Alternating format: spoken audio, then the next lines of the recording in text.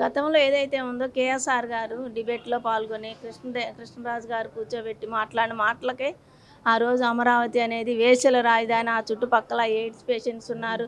NGOs మరి అక్కడ పనిచేస్తున్నారు. అది కేంద్రం ఇచ్చింది రిపోర్ట్ అని చెప్పేసి ఆ రోజు మీడియాలో కూర్చొని మాట్లాడిన మాటలకి అమరావతి మహిళలకు ఎంతో మనోవేదనకు గురయ్యాయి. ఆ రోజు మాకు మనస్తాపం చెంది మేము ఎంతో భావోద్వేగంతో ఉండాం ఆ రోజు. ఆ రోజు మీరు మాటలంటే అన్నారు కానీ మేము చేసిన పనులు చూసి మీరు ఆ విధంగా మాట్లాడారు కాబట్టి ఆ మాటలకి మరి మొన్నొచ్చేసి ఎస్సీ కమిషన్ గారికి కంప్లైంట్ ఇచ్చాము. దాన్ని తీసుకొని రిపోర్ట్ తీసుకొని మరి చర్యలు తీసుకున్నారు కమిషనర్ గారు.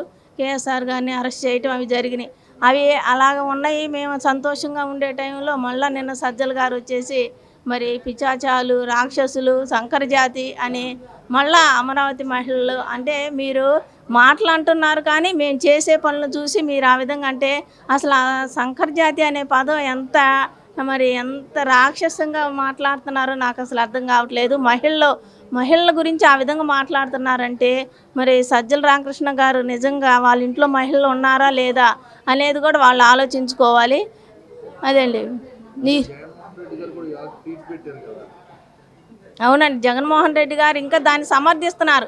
ఒక గతంలో ముఖ్యమంత్రి గారు చేసి మహిళల్ని మేము ఎంతో గౌరవిస్తాం, మా పార్టీలో మహిళల్ని, రాష్ట్రంలో మహిళలు అనేవాళ్ళు, నేను మహిళకి అన్నలాంటి వాడిని అని చెప్పి జగన్మోహన్ రెడ్డి గారు ముఖ్యమంత్రిగా చేసి ఈరోజు ఆ మాటలను ఖండించపోగా వాటిని సమర్థించుకుంటూ మళ్ళీ 75 సంవత్సరాల వ్యక్తిని అరెస్ట్ చేసి చంద్రబాబు గారు ఏదో ఈ ముఖ్యమంత్రి గారు ఏదో పగ తీర్చుకుంటున్నారనే విధంగా మాట్లాడుతున్నారంటే అసలు ఆ మాటలను ఖండించకుండా ఈ విధంగా ట్వీట్ చేయడం అనేది కూడా మేము తీవ్రంగా ఖండిస్తున్నామండి.